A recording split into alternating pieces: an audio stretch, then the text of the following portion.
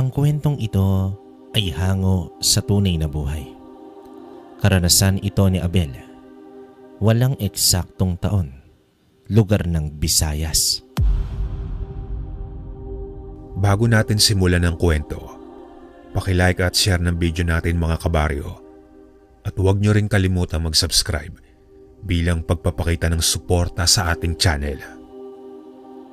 Isang maganda at mapagpalang araw sa inyo, kabaryo. Lalo na sa lahat ng masugid na nakikinig dito sa inyong channel. Nalaman at nakapakinig ako sa channel na ito dahil sa aking apo na kahit sa murang edad ay bihasang-bihasa na sa paggamit ng mga gadget. Mula nang marinig ko ang mga kwento sa inyong channel ay nainganyo ko at hindi na nag-atubiling magbahagi rin ng kwento sa inyo. Maraming salamat kung inyong pauunlakan. Ang kwentong aking ibabahagi ay nangyari noong kabataan na malakas pa ako at matipuno ang pangangatawan. May 40 taon na rin ang nakalipas. Sa maniwala man kayo o hindi, isa ako sa habulin ng mga kababaihan noong panahong yon. Hindi lamang mga tao, kundi pati mga engkanto, maligno, aswang na babae ay hindi ko maitatangging labis-labis ang pagnanais na makuha at mapaibig ako. Iyong mga kalalakihan naman, maging tao o maligno, ay gusto rin akong makuha. Hindi para mapaibig, kundi upang patayin. Tawagin mo na lang ako sa pangalang Abel. Sa kasalukuyan, kabaryo, ay nasa 60 taong gulang na po ako at payapang naninirahan kasama ng aking mga apo. Lumaki ako sa pangangalaga ng aking ina at ama. Nang mga panahong yon, unti-unti akong nakaramdam ng pagbabago sa aking katawan. Habang ako ay lumalaki at nagkakaroon ng isip, nagiging malakas ang aking pandinig. Alam kong hindi yon ordinaryo sapagkat kahit nasa kakauyan ako upang kumuha ng mga panggatong, ay malinaw kong naririnig kapag hinahanap o tinatawag ako ng aking ina. Masasabi ko naman sa edad kong 20 taon ay mabilis na nagkalaman at naging matipuno ang aking katawan kahit hindi naman ako nag-eehersisyo. Nagkaroon din ako ng pambihirang lakas na aking napatunayan mula noong nasa 10 pa lang ang aking edad.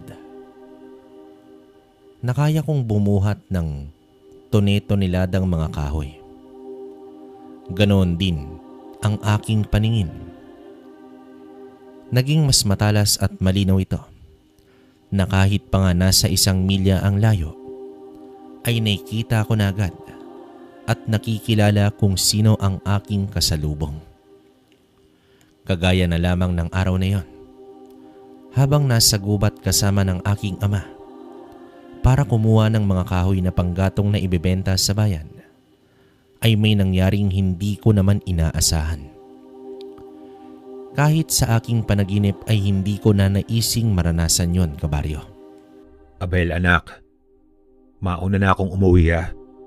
Medyo masakit na rin kasi ang likod ko. Ikaw na ang bahalang magdala ng mga kahoy sa bayan at magbenta. Mag-iingat ka anak. Wika dito ng aking ama na itago na lang natin sa pangalang Karding. Ohoy tay, sige po. Magpahinga na po muna kayo. Mag-iingat din po kayo. Tugon ko naman sa kanya. Basta ang mga ibinilin ko, huwag magpapalipas ng gutom. Kailangan mo maging malusog. Opo itay, ako na pong bahala. Salamat. Habang abala naman ako sa pagpuputol ng mga kahoy, nang bigla ay makarinig ako ng mga kaluskos sa paligid. Nagpalinga-linga naman ako upang hanapin ang pinagmulan ng ingay. Ilang araw na rin na napapansin kong Parang may mga nakatingin sa lahat ng galaw ko. Kahit malayo ay nararamdaman ko ang bawat galaw ng mga nilalang sa paligid. Ganoon na lamang ang pagkatakot na naramdaman ko, kabaryo, nang bigla kong makita ang isang kakaibang nilalang na tumatakbo ng mabilis. Papalapit ito sa akin. Nataranta kong hindi ko alam kung ano ang aking gagawin. Mabilis naman akong tumakbo papunta sa gilid ng daan. Sa takot na maabutan ng nilalang na yon, ay mabilis akong kumilos. Iniwan ko ang mga kahoy at agad nang kumaripas ng takbo. Kung gaano kabilis ang pagtakbong aking ginawa, ay ganoon rin kabilis ang pag-uunahan ng tila tambol sa tibok ng aking puso. Napatras ako ng bigla sa isang iglap ay nasa harapan ko na ang nakaharang na nilalang na yon, na masasabi kong mas nakakatakot pala sa malapitan. Kasing laki ito ng kulay itim na leon. Mayroong mabalahibong katawan. Nanlilisik ang mga mapupulang mga mata. Mahabang pangil at ngipin. Mula roon ay tumutulo ang napakalapot at amoy masangsang na laway. Meron din itong matatalas at mahaba at matatalim na mga kuko. Umiikot ito sa akin habang patuloy sa pag-angil. Tila gutom na gutom. Naghihintay ng tamang pagkakataon upang salakayin ako at kainin. Ako naman, sa kabilang banda, kahit hindi ko alam kung papaano makakatakas sa kinakalagyang kong sitwasyon, ay naghanda rin ako upang ipagtanggol ang aking sarili. Hawak ang itak na ginamit ko sa pagputol ng kahoy, ay inihanda ko ang aking sarili. Nakapwesto naman ako sa akmang pagtaga oras na lumapit ang nilalang para lapain ako. Nang sa sumunod na nangyari, ay bigla itong tumalon. Sumugod palapit sa akin ang nilalang. Nag-unahan sa pagtibok ang aking puso na tila nais kumawala sa aking katawan. Agad kong iwinasiwas ang hawak kong itak. Tinamaan naman ito sa dibdib, kabaryo. Bumagsak ito sa lupa na agad rin namang nakabangon, na tila hindi nito ininda ang aking pagtaga. Maya-maya pa ay nakita kong bahagya itong lumakad ng paatras, na kanina pang nanlilisik ang mga mata. Bigla itong naging malamlam na tila may nakitang kinatatakutan.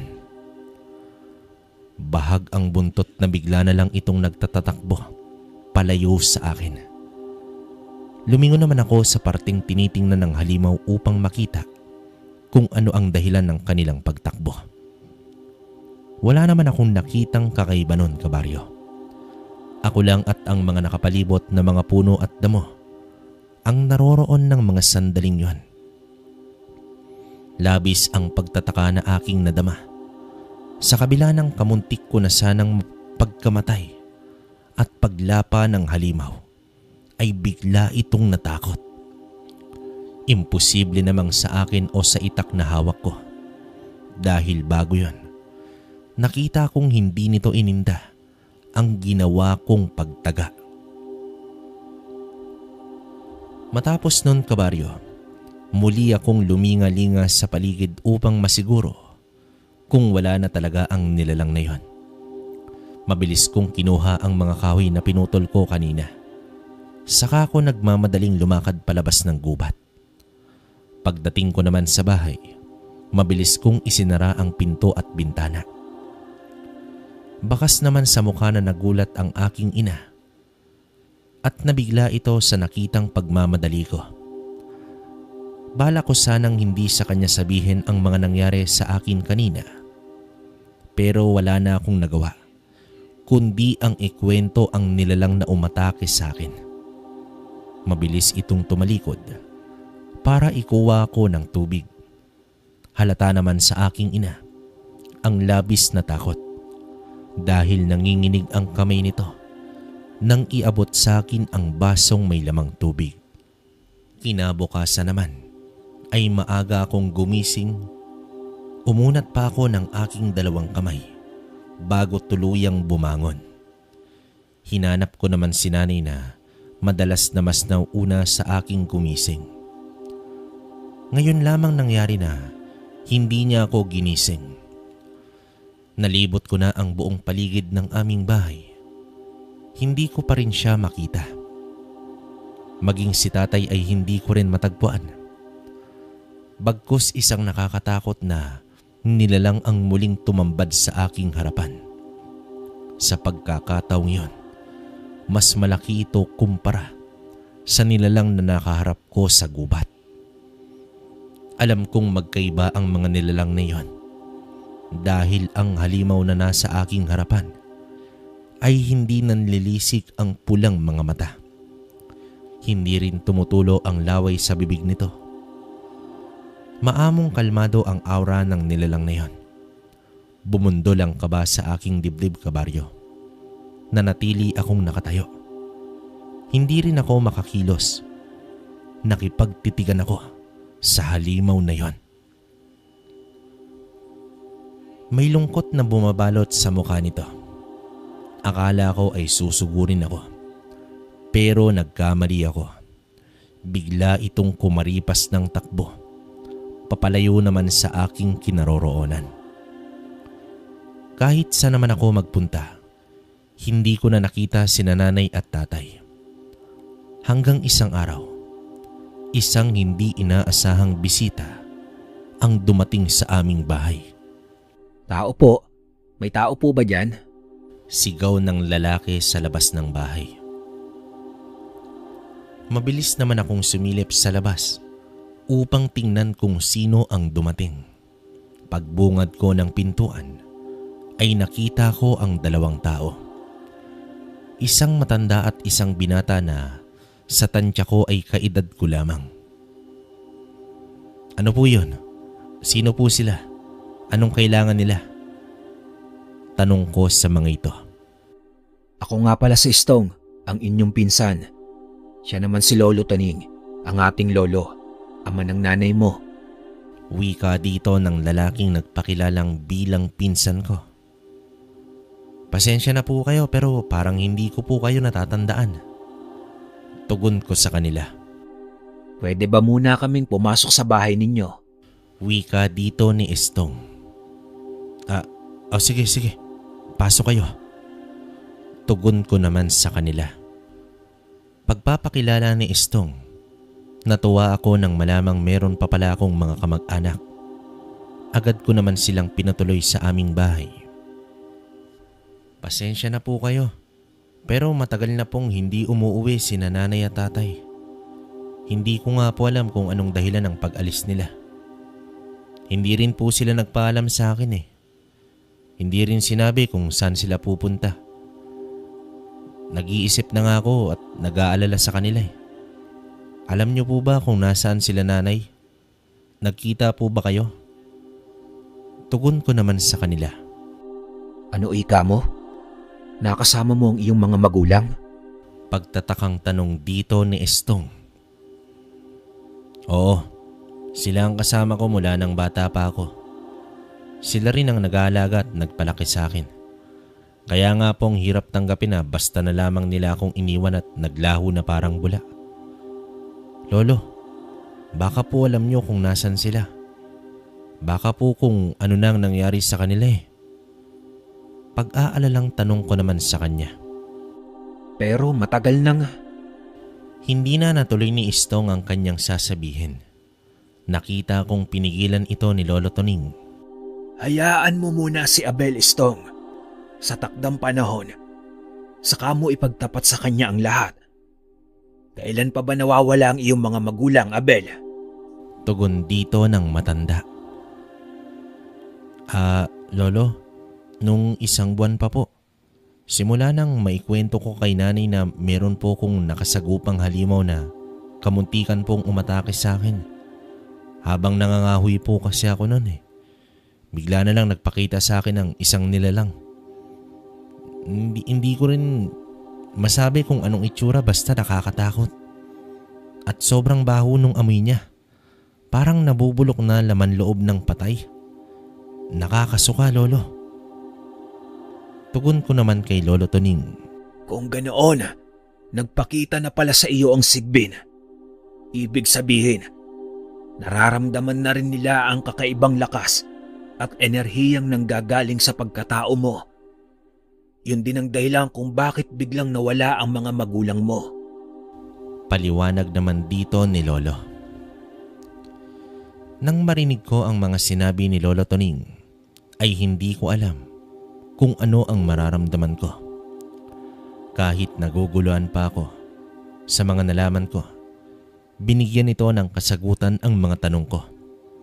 Pagkatapos niyang magkwento sa akin, ayon pa sa kanya, isang malakas na uri ng aswang ang mga sigbin.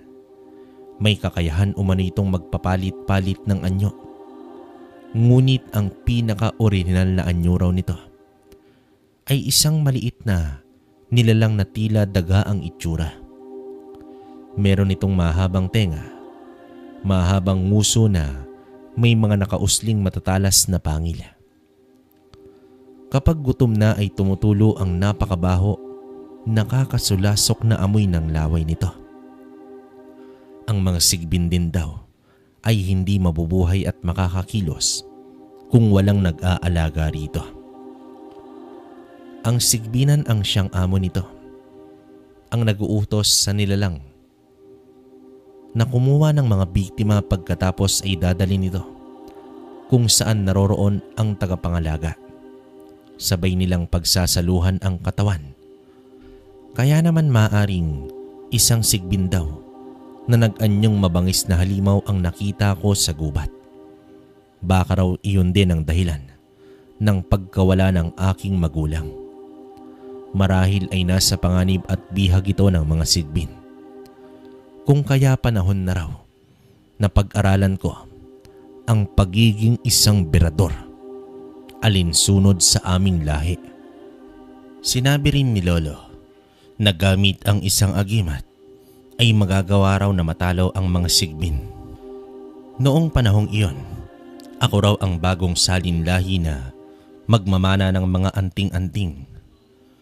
Nananalaytay na raw sa aking ugat ang isang maging manunugis ng mga aswang. Kaya raw nakakaramdam ako ng mga kakaiba sa aking katawan. Habang lumalaki ay unti-unti na raw nagigising ang mga kalakasan ko bilang isang bagong berador. Si Lolo Toning ay dating berador na naghahanap ng mapaglilipatan nito ng kanyang agimat. Hindi na raw kasi kaya ng katawan niya ang makipaglaban ng pisikal sa mga halimaw, aswang, engkanto o maligno dahil na rin sa kanyang katandaan. Kaya naman mas pinili na lang raw niya na maging albularyo. Habang hinihintay ang pagkakataon na magising at may pasa, sa akin ang isang pagiging antingerong berador.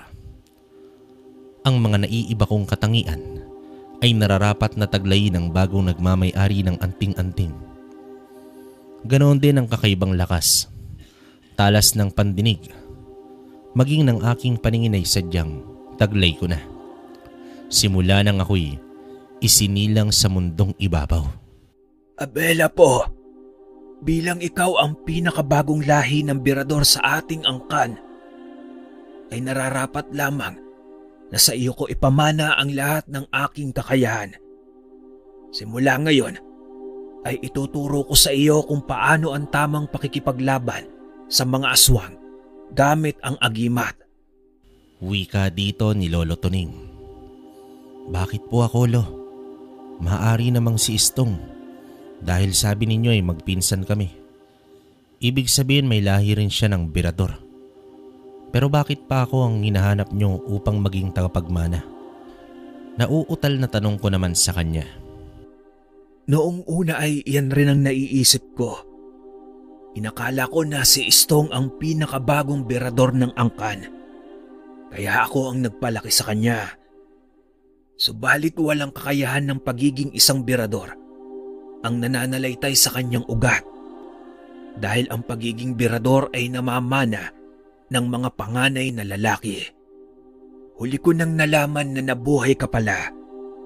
Ang buong akala ko ay kasabay kang namatay ng iyong ama noong atakihin kayo ng mga aswang na sigbin. Nalaman kong nabuhay ka nang maramdaman ko ang malakas na enerhiya ng pagiging berador mo. Kaya kita natagpuan dito. Hindi mo na matatakasan ang pagiging manunugis mo. Mahabang paliwanag dito ni Lolo. Kung ganon, hindi ko po pala tunay na magulang ang mga nag-alaga sa akin. At ang mga sigbin pala ang dahilan kung bakit namatay ang tunay kong ama. Marahil ay sigbin din ang dahilan ng pagkawala ng kinagisnan kong mga magulang. Wika ako naman dito kay Lolo. Oo, apo. Ang sigbin na pumatay sa iyong tunay na ama at ang nakita mo sa gubat ay iisa lamang. Kaya naman kailangan mo na mag-ensayo sa pakikipaglaban upang maipagiganti mo ang pagkamatay ng iyong tunay na magulang. Kapag nalaman nilang may dugo kang berador, papatayin ka nila. Naniniwala silang isa kang malaking banta sa kanilang lahi. Ang kailangan lang ay mahanap natin kung sino ang nag-aalaga sa kanila. Habang tinuturoan naman ako ni Lolo ng tamang pakikipaglaban, ay isa-isa rin niyang ibinigay at ipinakilala sa akin ang mga agimat. Kasama ang sandatang magagamit ko laban sa mga aswang. Isa na rito ang buntot ng pusa na parang latigong susugat sa katawan ng mga sigbin. Kapag iwinasiwas ito sa ere, ay magiging kasing tigas ito ng isang bakal na kayang pumatay ng mga sigbin. Namangharin ako nang bigla ay kinuha at iniabot sa akin ni Lolo ang kapiraso na parang tela na nakatali sa kanyang noo. Nagsisilbing mata sa katotohanan at tagapagbalik ng nawala o natabunang alaala sa isip ng taong may hawak nito. Ngunit mas namangha at pinakanagustuhan ko sa lahat ay ang matalim na may kakaibang hugis ng itak. Ayon kay Lolo, ito raw ang pinakamalakas sa lahat ng anting na meron ang isang berador. Hindi may tutumbas ang lakas na taglay nito sa iba pang mga mutya. Kampilan daw ang tawag doon. Katamtaman lamang ang laki nun na merong matalim at malapad na dulo. Iyon daw ay gawa sa mutya ng kidlat na nakuha ng pinakaunang berador sa kanilang angkan noong pang pinakaunang panahon. Bawat mutya o anting-anting na meron sila ay nakuha at pinagsama-sama ng mga naging berador na siyang ginagamit na pangpatay sa lahat ng uri ng nilalang. Nang sa wakas ay matagumpay nang nailipat sa akin ang lahat ng lakas at kakayahan niya bilang isang manunugis. Samantalang ang pagiging albularyo naman ay nailipat niya naman kay Istong na aking pinsan. Naibigay na rin ni Lolo sa akin ang lahat ng mutya, anting at sandatang maaari kong gamitin sa pagpuksa sa mga masasamang nilalang. Mababakas ang tagumpay batay sa iniwan nitong mga ngiti sa kanyang labi bago ito bawian ng buhay at tuluyang mamahinga. Iyon raw ang isa sa kahinaan naming mga berador. Sa oras na kami ay magkaedad na, hindi na kaya pang makipaglaban at hindi na rin daw kami agad-agad na malalagutan ng hininga. Mamamatay lamang daw kami kapag matagumpay nang naipasa ang mga mutya, anting-anting, maging ang pagiging berador sa bagong tagapagmana nito. Noon din nga, kabaryo, ay nagsimula na ang aking pakikipagsapalaran bilang isang antingerong birador. Ang panahon upang may paghihiganti ko ang aking totoong ama na pinatay ng isang sigbin. Ganoon din ang mahanap o mabigyan ng kasagutan ang biglang pagkawala ng itinuring kong mga magulang. Mula noon, pagkatapos naming mailibing si Lolo, ay magkasama na kami ni Estong sa paglalakbay sa mga baryong nababalitaan namin na talamak ang mga nilalang na naghahasik ng lagim. Malaki ang naitulong ng pagiging albularyo ni Estong sapagkat ang mga taong nagpapagamot sa kanya ang siyang nagiging daan upang matuntun ko ang tamang lugar na pinamumugaran ng mga masasamang nilalang. Katulad ng mga sandaling yon, may humahangos na lalaki ang bigla ang dumating sa aming bahay. Humihingi siya ng tulong na kung maaari raw ay sumama raw ako sa kanya. Hindi naman ako nagdalawang isip na sumunod sa kanya. Ayon dito, hindi na raw nila alam ang gagawin sa kanilang baryo. Halos gabi-gabi na raw kasi silang hindi makatulog ng maayos ng asawa niyang buntis. Parati raw nilang naririnig ang kakaibang huni na nagmumula sa kanilang bubong. Kasabay daw nun, ang tila pagbutas at pagpipilit nito na masira ng tuluyan ang bubong nila. Nitong huling araw na gabi, habang mahimbing na natutulog ang asawang buntis niya, ay napansin niya ang isang mahabang tila sinulid na bumababa patungo sa tiyan ng asawa mula sa bubong. Nang kanyang tingalain, ay nakita niyang merong daw maliit na butas doon. Sa taranta at hindi malaman ang gagawin, ay ginising na lang niya ang kanyang asawa. Pagkatapos ay agad na lumabas ng kwarto. Takot na takot daw silang napahalikop-kip sa maliit na sala ng kanilang bahay. Kaya naman kinaumagahan, nakapagdesisyon silang pumunta dito sa amin upang humingi ng tulong. Alam ko kung anong uri ng nilalang ang nakita nila sa kanilang bubong. Nagkatingin na naman kami ni Estong matapos marinig ang kwento ng lalaki. Alam mo, Estong, walang dudang isang tiktik ang aswang na gumagapang sa bubong ng mag-asawa. Paano? Ikaw na bahala sa babaeng buntis. Ako naman sa aswang. Tugon ko naman sa pinsan kong albularyo. Matapos nun, binigyan ni Estong ng pangontra laban sa aswang ang lalaki. Ibinili nito na agad iyong ikabit malapit sa tiyan ng babae. Binigyan niya rin ito ng langis na mula sa iba't ibang halamang gamot. Sinabing huwag kakalimutang magpahid ng langis ang asawa sa tiyan nito kapag aalis ng bahay o kapag bago matulog.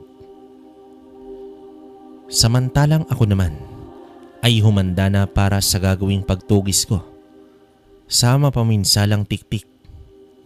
Nalaman ko rin simula noon sa lalaki na hindi yon ang unang pagkakataon na nakapangbiktima ang tiktik na yon. Marami na raw sa mga buntis nilang kapitbahay ang hindi nakaligtas at binawian ng buhay.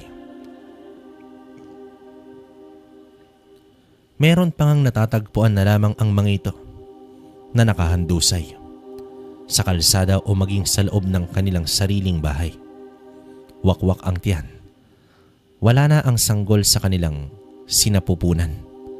Talagang talamak na ang patayan dahilan sa mapaminsalang halimaw na yon. Hinintay ko lamang sumapit ang gabi. Pagkatapos ay gumayak na patungo sa kanilang baryo. Kahit hirap at nag-aalangan ako sa ginawang pagbabalat kayo, ay wala naman akong magawa. Kailangan kong maisakatuparan ang aking misyon upang matapos na ang pag-aalinlangan at takot ng mga buntis sa lugar na iyon. Nang lumabas naman ako, ay hindi na nga napigilan pa ni Estong ang hindi matawa sa aking itsura. Ano ba iyan, Abel? Bakit ganyan na itsura mo? Natatawang wika dito ni Istong. Maaari ba, Istong? Huwag mo na akong alaskahin pa. Pag hindi ka tumigil, sige ka. Hindi na ako tutuloy at hahayaan ko na lang ang tiktik na yun na pumatay sa maraming buntis. Sambit ko naman dito. Ikaw naman, Abel. Hindi ka na mabiro. Bakit kasi ganyan ang naisip mong isuot? Bakit? Sa tingin mo ba lalapit ng kusa sa akin ang aswang na yon kung hindi ganito ang itsura ko? Ano ba ang pinupuntirya ng mga tiktik? Hindi ba't mga buntis? Oo na, ikaw na talaga ang matalino. Alam mo naman pala eh. Sa tingin mo sasalakayin ako ng tiktik kung hindi ako magpapanggap na babaeng buntis? Sige na, aalis na ako. Naghihintay na rin sa bahay nilang lalaking humingi sa atin ng tulong kaninang umaga. Nagpatulong na rin ako sa kanya upang matagumpay naman ang aking plano. O siya, sige. Hindi na ako magsasabi ng ingat. Alam ko naman na kayang-kaya mo yan. Pagkatapos nun, ay hindi ko napigilan ang hindi matawa sa sinabing yon ni Istong at umiiling-iling pa akong umalis sa aming bahay. Pagkarating sa bahay ng mag-asawa, ay isinagawa na namin ng lalaki ang aking plano. Bakas ang takot at pag-aalala sa mukha nito. Huwag kayong matakot, Ginoo. Ako ang bahala. Ang kailangan lang po natin, mahiga ng magkatabi sa inyong higaan. Magpapanggap ako bilang buntis niyong asawa. Tiyak ako na babalik pa ang aswang na tiktik na yon ngayong gabi. Hindi yun titigil hanggat hindi nakain ng sanggol sa tiyan ng iyong asawa. Ang mabisang pang-uto ay ang ipatong niyong hubad na damit ng asawa niyo para maamoy nilang buntis ako. Tugon ko naman noon sa lalaki. Takot man ay walang pag-atubiling sumunod naman ito sa aking sinabi. Maya-maya pa ay nakarinig na kami ng kakaibang tunog. Pagkatapos ay naramdaman namin na may biglang bumagsak sa bubong ng kanilang bahay. Unti-unti rin kaming nakarinig ng tila bumubutas doon. Mahina naman akong bumubulong sa lalaki na huwag kikilos at manatiling magpanggap na natutulog ng sandaling yon. Habang ako naman ay matiyagang naghihintay ng tamang pagkakataon. Mula naman sa manipis na kumot na nakatalokbong sa akin ay naaninag ko ang isang tila sinulid na unting-unting bumababa mula sa kanilang bubong. Nanatitiyak kong siyang dila ng aswang na yon. Nag-iisang dangkal na lamang ang layo nito sa akin diyan ay agad akong kumilos. Inabot at mabilis kong hinawakan ang tila sinulid na iyon. Gamit ang itak na inilagay ko sa aking tabi ay pinutol ko ito. Pagkatapos nun ay nakarinig kami ng malakas na atungal na tila na sasaktang nilalang. Hawak ang kaputol na dila ng aswang ay dali-dali naman akong tumayo at mabilis na tumakbo papunta sa labas ng bahay. Huwag ka nang sumunod. Diyan ka na lang sa loob ng inyong bahay. Malakas na sigaw ko sa lalaki. Nakita kong bumagsak mula sa bubong ang aswang patungo sa likuran ng bahay. Mabilis naman akong tumakbo papunta doon. Bago pa man ako tuluyang makalapit ay isang malakas na sipa ang sumalubong sa akin.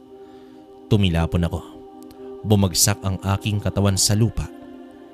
Hindi pa ako nakakabawi ng bigla ay isang malakas na tadyak naman ang tumama sa aking sikmura. Pasadsad sa lupa akong tumilapon. Sa pagkakataong yon ay hindi ko na hinayaan pa. Natamaan ako ng kanyang pangatlong pag-atake. Tumayo ako at agad na kinuha mula sa aking bewang ang buntot ng pusa. Sa isang wasiwas lang ay naging isang latigo ito. Humanda ka sa aking aswang ka. Sigaw ko noon, kabaryo. Pagtapos ay pasugod naman akong tumakbo. Nang malapit na ay nakita kong tatalon ito pabalik sa taas ng bubong ng bahay. Kaya naman agad kong inihagis pahampas ang latigo. Pumulupot iyon sa paa ng aswang. Malakas ko iyong hinila at pabalibag na ibinato sa lupa. Dito bumagsak ang aswang na yon. Akala mo matatakasan mo ko itong nababagay sa mga salot na katulad nyo. Sige, mamatay ka na. Sunod-sunod at walang humpay ang ginawa kong paghampas ng latigo sa nakahandusay na katawan ng aswang. Tanging may hinang pag-angil na lamang ang nagagawa nito. Nang makitang nangihina na, hindi makagulapay ay kinuha ko naman ang kampilan na nakasukbit sa aking bewang. Hindi na dapat hinahayaang mabuhay sa mundo ang mga nilalang na katulad nyo. Pagtapos kong sabihin yon, ay ubod lakas kong itinaga sa kanyang leeg ang kampilan. Tumilapon at lumipad sa ere ang naputol na ulo nito. Tirik ang matang bumagsak sa lupa. Pagkatapos nun, ay kinuha ko ang kalamansi sa aking bulsa at agad na pinatakan ng katas ang katawan ng aswang. Umusok ang katawang napatakan ng kalamansi hanggang sa tuluyan itong natunaw at naglaho. Mag-uumaga na nang ako'y makabalik sa amin. Ang nakangiting mukha ni Estong na may hawak ng isang tasa ng kape ang agad na bumungad naman sa akin. Hindi ko natatanungin kung kumusta ang pakikipaglaban mo sa tiktik. Alam ko namang katulad ng mga naunang nakasagupa mo, ay napatay mo rin ito, Abel. Oo, Estong. Kagaya ng iba. Pinugutan ko muna ng ulo ang aswang na yon bago ito tinunaw gamit ang katas ng kalamansi. Kahit ang patay nilang katawan ay walang karapatang manatili dito sa ating mundo. Pero bakit parang hindi ka naman masaya na sa muli ay nakapatay ka at nabawasan ng mga masasamang nilalang? Dahil hindi ko pa nakakaharap at nakakasagupa ang aswang na pumatay sa aking ama. Malulubos lamang ang aking kasiyahan kapag nakita, nakalaban at napatay ko na ang aswang na sigbi na yon. Sa mga sinabi kong yon, ay mariin kong naikuyom ang aking mga palad. Nang gagalaiti sa galit ang aking kalooban. Patuloy na umaasa na matagpuan ko na ang aswang na sigbin at mapatay. Ang mabuti pa, wala ka rin lamang gagawin sa ngayon, ay samahan mo na lang muna ako sa gubat. May ilang halamang gamot kasi akong kailangan para sa iniimbento kong bagong gamot. Matutulungan mo rin akong kumuha at magbuhat ng mga kahoy na ating panggatong. Higit kang malakas kaysa sa akin, kaya tara, Abel. Pag-aaya naman ni Estong sa akin. Sa gubat ay nagkahiwalay kaming dalawa. Habang abala siya sa paghahanap ng halamang gamot na kailangan niya, ay nangunguha naman ako ng mga kahoy na aming ipapanggatong. Dahil sa sobrang bihira daw talaga, matagpuan ng halamang gamot na kanyang hinahanap, ay hindi maiwasang abutan kami ng dilim. Nasa akmang bubuhatin ko na ang mga kahoy nang bigla kong marinig ang malakas na pagsigaw ni Estong. Abel, tulong! Tulungan mo ko! Mabilis naman akong tumakbo at pumunta sa kinatatayuan ni Estong. Dahil sa matalas kong paningin, ay hindi naman ako nahirapan na hanapin siya. Nakita kong takot na nakasalampak siya ng upo sa damuhan. Sa kanyang harapan ay nakita ko rin ang isang galit na galit. Nanlilisik ang mga mapupulang mga mata na halimaw. Tumutulo rin mula sa bibig nito ang malapot at mabahong laway. Sigbin, hindi ako maaaring magkamali. Ito rin ang halimaw na nakita ko noon sa gubat. Sa wakas, nagkaharap na rin tayo, hayop ka. Ano ba, Abel? Tatayo ka na lamang ba dyan at makikipagtitigan sa halimaw? Hindi mo ba ako tutulungan? Sa mga sinabing yon ni Istong, doon ako tuluyang natauhan. Kinuha ko ang arnis na mula sa mutya ng kalamansi na nakasabit sa aking likuran.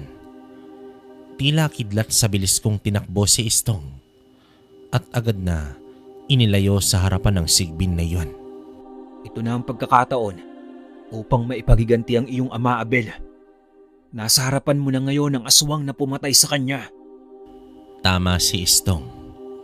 Iyon na nga ang pagkakataon kong ipaghiganti ang aking ama. Patakbo naman akong lumapit sa aswang at malakas na inihampas sa kanya ang arnis na aking hawak. Sunod-sunod ang malakidlat sa bilis na paghampas ang aking ginawa. Nang mapagod ang aking mga kamay at braso, ay inundayan ko naman ito ng isang malakas na sipa. Tumalsik ito. Tumama ang katawan sa isang punong kahoy.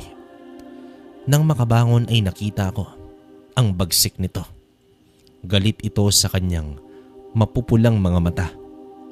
Patuloy ang walang habas na pagdaloy ng malapot na laway sa bibig nito na humahalo sa hangin at nagbibigay ng napakabaho at masangsang na amoy.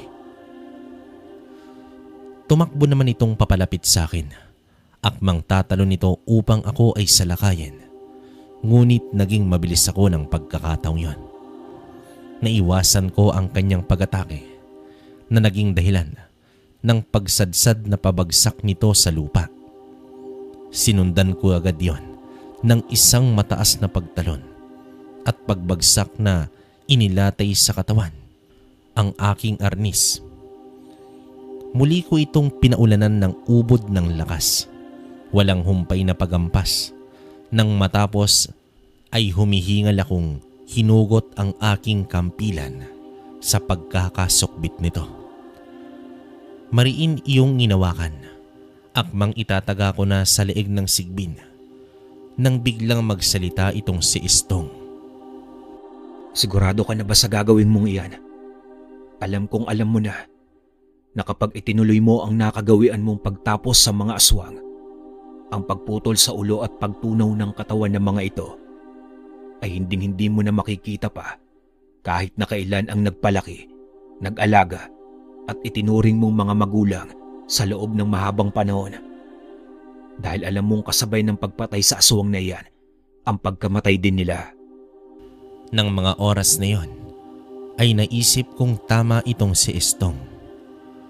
Kapag tuluyan kong pinatay ang sigbin sa aming harapan, na alaga mismo ng mga nagpalaki sa akin, ay kasabay niyong magwawakas ang kanilang buhay at tuluyan ko na silang hindi na makikita pa. Ngunit dahil sa mga nalaman, ipinakita sa akin ng mutya ng ahas, ay hindi ko na rin nais pa na makita at makasama ang mga taong yon. Bago mamatay si Lolo, ay sinabi niyang itali ko na parang bandana ang balat ng ahas sa aking noo. Malapit sa aking mata kung may nais akong malaman tungkol sa pagkamatay ng aking ama. Ginawa ko yon, kabaryo. At ganoon na lamang ang panlulumong aking nadama nang makita kung papaano pinatay ang aking ama. Kung sino ang nasa likod nito. Nakita ko ang mga sigbin na alaga mismo ng itinuring kong mga magulang.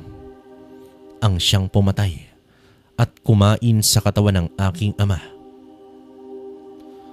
Para silang gutom na gutom, mga hayok sa laman na pinagkaguluhan ang katawan ng aking ama, dahilan upang maputol at mapigtas mula sa katawan ang ulo nito. Wala silang itinira, maging ang mga buto nito ay kinain din nila na parang malulutong na candy. Mula noong makita ko ang mga yon, ipinangako ko sa aking sarili na papatayin ko ang mga halimaw sa paraan kung paano namatay at naglaho na parang bula ang katawan ng tunay kong ama. Pagkatapos ng mga katotohanang ipanakita sa akin ng mutya, hindi ko na inangad na makasama pa silang muli. Oo, silang nagalaga at nagpalaki sa akin. Pero lahat ng pala ng yon ay paghuhugas kami lamang sa kasalanang ginawa nila. Walang magbabago, Istong.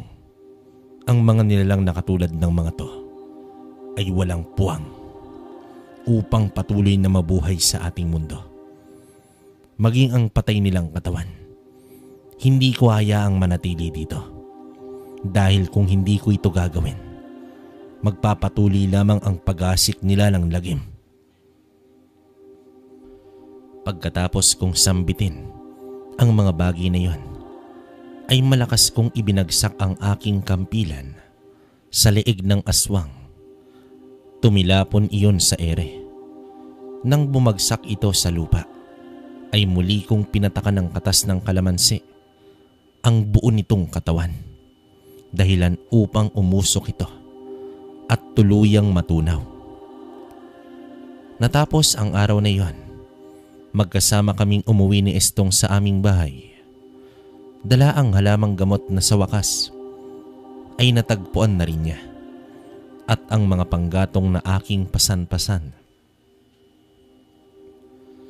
Marahil ay nagtataka kayo kung bakit sa kabila ng pag-aalaga, pagpapalaki sa akin ng aswang na sigbin na itinuring at inakala kong mga magulang sa loob ng mahabang panahon, ay ganoon na lamang kadali na napatay ko sila. Iyon ay dahil hindi lamang ang pagpapakita ng nakaraan ang pangyayari ang kakayahan ng mutya ng ahas. Sa pamamagitan nito ay nakita ko rin na kaya pala ganoon na lamang ang pag-aalaga sa akin ng inakala kong magulang ay dahil ako pala ang susunod na gagawin nilang pagkain. Malas lang nila dahil huli na nang malaman nilang taglay ko ang dugo ng pagiging isang malakas na antingerong birador.